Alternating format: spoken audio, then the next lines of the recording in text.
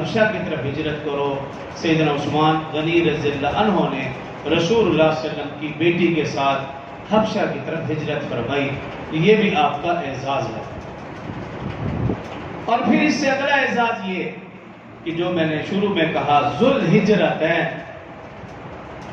پہلے حبشہ کی طرف ہجرت کی، پھر جب اللہ رب العزت نے مکہ سے مدینہ ہجرت کا حکم دیا تو رسول اللہ صلی اللہ علیہ وسلم نے پھر حضرت عثمان رضی اللہ عنہ کو حکم دیا کہ میری اس افزادی کے ساتھ، بیٹی کے ساتھ تم مکہ سے مدینہ ہجرت کرو۔